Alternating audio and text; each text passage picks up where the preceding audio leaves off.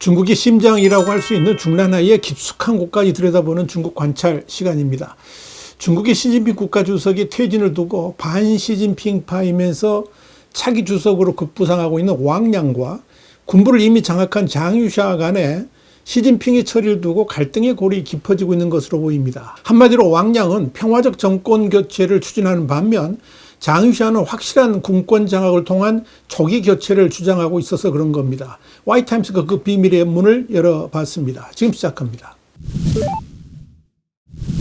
중국의 고위 소식통은 시진핑이 퇴진을 두고 왕양을 중심으로 한 공청단파는 시진핑이 부드러운 퇴진과 평화적인 정권 교체를 추진해야 하며 시진핑 가족의 안전도 보장해 줘야 한다는 논리를 펴고 있는 반면에 군권을 이미 장악한 장유샤는 시진핑 및 그 측근에 대해 분명한 징벌을 내려야 한다고 주장하고 있어서 갈등의 골이 깊어지고 있다고 밝혔습니다. 고위 소식통은 이어서 장유샤는 자신이 직접 중앙군사위원회 주석직에 취임하여 군권을 완전히 장악한 다음 시진핑에 대한 정치적 청산 작업을 곧바로 시행해 나가야 한다는 생각을 가지고 있다면서 장유샤는 이미 지난 6월 초부터 군부를 향한 대대적인 개혁 작업에 착수하여 지금의 체제를 완전히 새롭게 바꾸는 것은 물론이고 이 시진핑 축출과 시진핑파 제거에 군부가 전면에 나서야 한다는 생각을 가지고 있다. 이렇게 짚었습니다.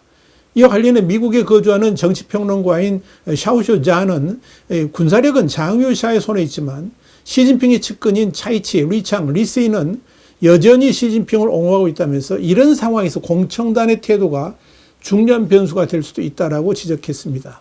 샤오쇼 자는 이어서 이 시진핑 축출에 대해 강력하게 저항하는 시진핑파에 대해 공청단파의 부드럽고 평화로운 퇴진 찬성은 자칫 큰 혼란을 불러올 수도 있다면서 장유샤는 공청단파의 생각대로 시진핑에 대한 부드러운 퇴출을 밀어붙이다가 자칫 대반격을 당할 수도 있어서 매우 위험하다고 주장하고 있다. 이렇게 짚었습니다.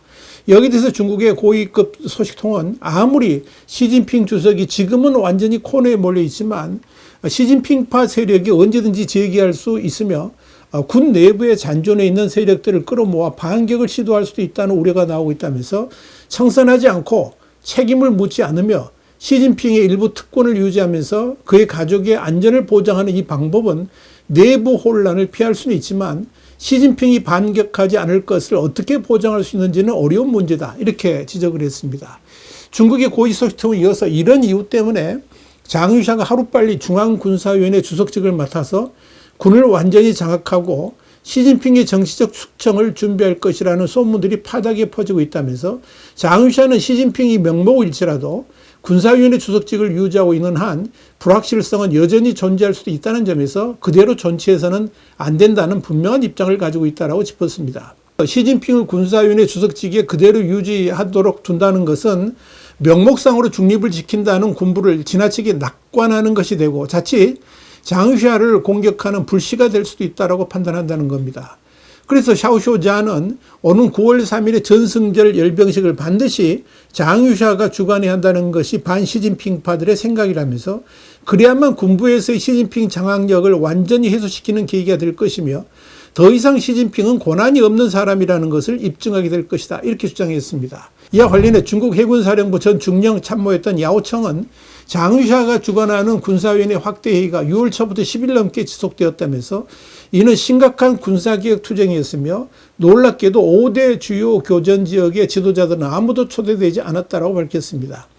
여기 대해서 우리 신문은 이미 장유샤 중군부 대대적 개편, 시진핑을 손 놓고 쳐다만 봤다. 이런 제목의 중국관찰 6월 18일에 방송했는데요. 유튜브로는 3386회입니다. 이걸 통해서 상세하게 분석한 바 있습니다. 실제로 시진핑 군 개혁을 단행하면서 7개 군구를 5개 정구사령부로 축소했습니다. 이는 공동지휘 및 효율성 향상을 위한 것이라고 주장했지만 실제로는 지방군 지도부를 축소하여 권력을 중앙 집권하기 위한 것이었습니다. 그러나 이런 시진핑의 조치는 군사대국이나 강력한 군사력이라는 방향과는 완전히 엇나가는 것으로 실제로는 정구사령부가 더 이상 작전의 중심지가 아니라 지나치게 허약한 사령부로 전락하고 만 겁니다. 과거의 난징 군구는 장수, 저장, 안후이, 푸젠, 장시, 상하이의 군사를 총괄하면서 군사력과 인력, 병참을 하나로 통합해가지고 소중앙정부라고 불릴 만큼 막강한 힘을 갖추고 있었습니다. 그러나 정구체제 개편 이후에 군대는 각 군부의 관할로 뿔뿔이 찢겨졌습니다. 여기에 대해서 중국 소식통은 시진핑의 군부개혁은 중국의 군대를 종이호랑이로 만들어버렸다면서 병력 이동은 군사위원회의 승인을 받아야 했고 인원 이동 역시 승인을 받아야 했는데 만약 이런 일이 전쟁 중에 일어났다면 인사명령이 내릴 때쯤이면 이미 전쟁은 끝나 있었을 것이다. 이렇게 짚었습니다. 그만큼 군부의 시진핑을 향한 쿠데타 방지에만 신경을 쓴 허무맹랑한 개혁을 했다 하는 의미입니다. 그래서 이 장유샤가 이렇게 힘이 없는 군부를 다시 강력한 군대로 만들기 위해서 전면적인 군부 개편에 착수했다 하는 이야기입니다. 중요한 건 이런 흐름에 대해서 시진핑도 이미 인정하고 있고 자신이 추구했던 군부의 단일 지도 체제도 더 이상 고집하지 않는다는 분명한 의사를 밝혔다는 점입니다. 여기에서 고위소식통은 시진핑은 천유인 동지 탄생 120주년 기념 자담회에서 연설을 통해서 시진핑이 더 이상 실질적 권력을 갖고 있지 않으며 더 이상 유일한 지도자가 아니라는 점을 밝혔다라고 지적했습니다. 시사평론가인 탕중위안도 시진핑 주석이 연설에서 그동안의 주장과는 다르게 집단 지도를 견제할 필요성을 강조했는데 이는 자의적 통치에 반대하는 것을 의미한다면서 시진핑 연설 가운데 서기와 위원들은 상하 관계가 아니다. 서기는 당위원회에서 동등한 구성원이다. 서기나 서기장은 모든 사람의 의견을 수렴하는데 능숙해야 하며 1인 가부장제는 용납될 수 없다는 내용이 명시되어 있다. 이렇게 설명했습니다. 탕중위안에 이어서 시진핑의 입에서 나온 이런 말은 마치 자기 뺨을 때리는 것과 같다고 생각한다면서 만약 시진핑이 여전히 권력을 쥐고 있고 여전히 지도자라면 그는 결코 이런 연설을 하지 않았을 것이다. 이렇게 짚었습니다.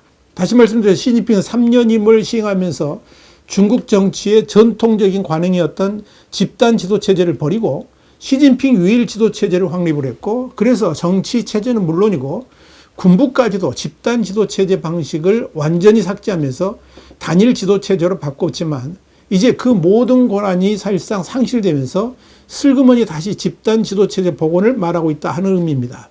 이건 시진핑 스스로 그만큼 자신의 세력이 약해졌음을 인정하는 것이라고 해석할 수가 있을 것입니다. 이런 상황에서 그동안에 시진핑 주석을 가장 가까이서 보좌해왔던 차이치 중앙정치국 상무위원과 시진핑 사이에 미묘한 틈이 지속적으로 발견되면서 세인들의 이목을 집중시키고 있습니다.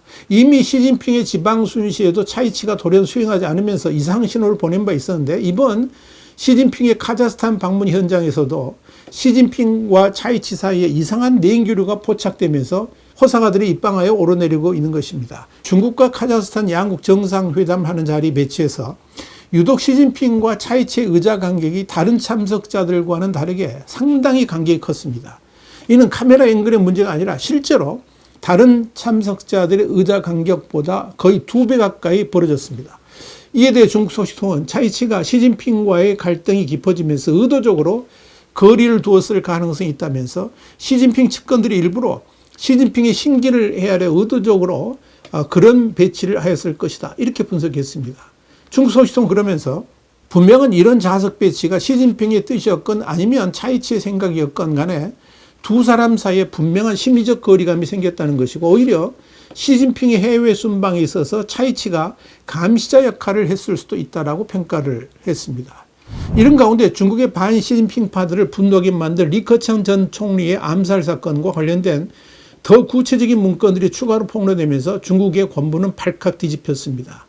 리커창 암살 사건 전모에 대해서 우리 신문도 드러난 리커창 암살 전모 시진핑 작품이었다는 제목의 중국 관찰 6월 16일 방송했는데요. 유튜브로는 3383호를 통해서 자세히 분석한 바 있습니다. 그런데 이번에 추가로 폭로된 자료에는 아예 관련된 문건까지 공개가 됐고 암살에 참여했던 23-1077이라는 프로젝트 멤버들의 신상까지 완전히 공개돼서 충격을 주고 있습니다. 그리고 이번 리커창 암살 사건을 폭로한 인물의 신상도 역시 공개됐습니다. 스스로 리송이라고 부르는 이 내부 고발자는 1985년생입니다. 그는 원래 군의관으로 복무하다가 공안특무부로 전속되었고 국가안보특작부대에 입대를 했습니다. 작전 후에 그는 사실상 가택연금 상태에 놓여 있었는데 그러다가 양심의 가책을 받아 폭로하게 되었다라고 회고를 했습니다.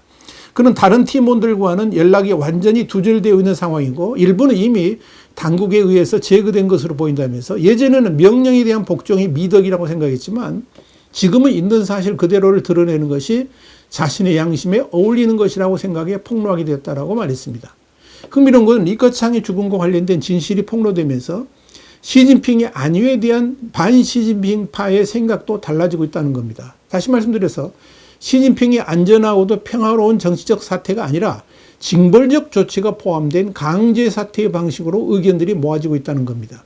중국 소식통은 이와 관련해서 이미 베이징의 황실근위대, 그러니까 중앙안전국과 중란하의 경비를 담당하는 특별봉사국이 갑작스럽게 대규모 조정을 거쳤고, 시진핑과 밀접한 관계를 맺고 있던 고위 경비원들이 핵심 요직에서 다른 요직으로 이동됐다면서, 그중 중란하의 경비국 전 부국장인 우진지는 권력의 핵심에서 멀리 떨어진 서남정구 사령부로 조용히 이동되었는데, 이는 시진핑 파벌의 영향력을 약화시키기 위한 핵심 수법으로 여겨진다라고 짚었습니다.